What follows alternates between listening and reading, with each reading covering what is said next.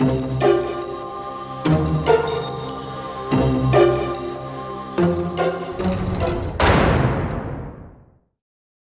chers amis, au risque de vous surprendre, mais ne suis-je pas là pour cela, je voudrais remercier chaleureusement Jean-Luc Hess et Philippe Val pour l'ensemble de leurs basses œuvres, dont celle qui a consisté à me couper la chic sur France Inter, car grâce à eux, je vais enfin réaliser un rêve, devenir chroniqueur vedette à Arrêt sur Image.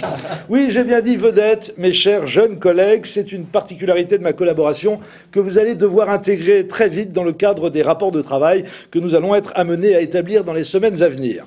Pour m'attirer dans ses filets, Daniel Schneiderman m'a fait un véritable pont d'or, assorti de la recommandation suivante. Surtout, mon cher Didier, n'ébruitez en aucun cas le montant du pactole. Mes smicards risqueraient d'en concevoir quelque aigreur, voire, pour les plus téméraires, d'avoir le culot de me demander une augmentation, certes dérisoire, mais néanmoins insupportable.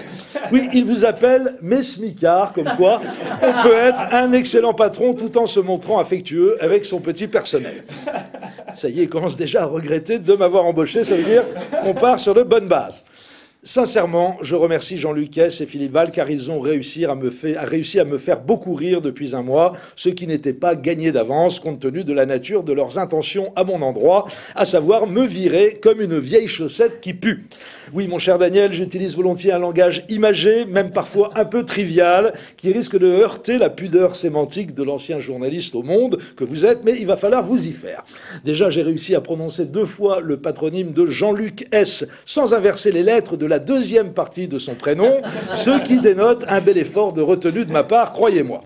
Ce dernier m'a fait beaucoup rire, notamment lorsqu'il a déclaré au Monde, pour justifier notre éviction à Stéphane Guillon et à moi-même, que nous étions des petits tyrans, des tyrannos. J'en déduis que notre licenciement était donc de sa part un acte de résistance qui constitue la seule réponse qu'un homme d'honneur puisse opposer à la tyrannie. Oui, je dis homme d'honneur car c'est ainsi que se qualifie lui-même le président de Radio France à longueur d'interview. Ce sentiment d'avoir débarrassé les auditeurs de France Inter de 2 infâmes satrapes en nous limogeant, Stéphane et moi, semble être partagé par son principal collaborateur, Philippe Val. Pardon, le mot collaborateur est malvenu. Philippe Val pourrait en prendre ombrage. Il est très pointilleux sur les questions de vocabulaire. On va dire son acolyte.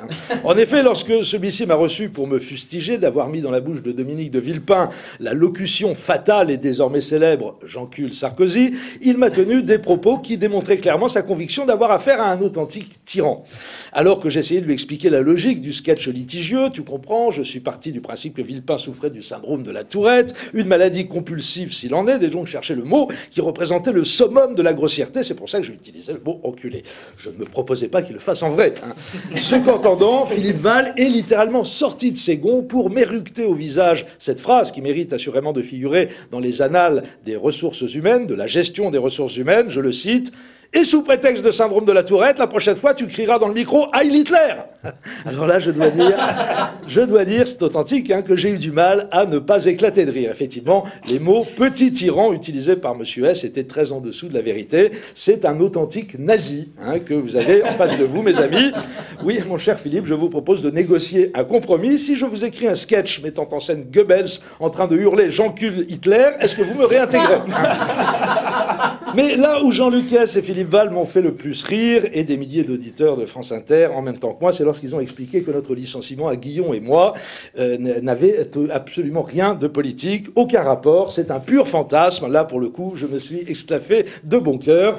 De même, si quelqu'un de très bien informé me révélait dans le creux de l'oreille que depuis plusieurs semaines, Philippe Val se rend tous les mercredis au domicile de sa grande amie Carla Bruni Sarkozy pour l'aider à écrire son prochain album, ou encore que, contrairement à ce qu'il a raconté partout au cours de ces derniers mois, Jean-Luc Hess a fait le déplacement de l'Élysée à l'Élysée à de nombreuses reprises et qu'il est littéralement tombé sous le charme de celui qu'il a nommé à la tête de Radio France, eh bien, si j'apprenais ça, je ne le croirais pas une seconde et j'éclaterais de rire au visage de mon interlocuteur.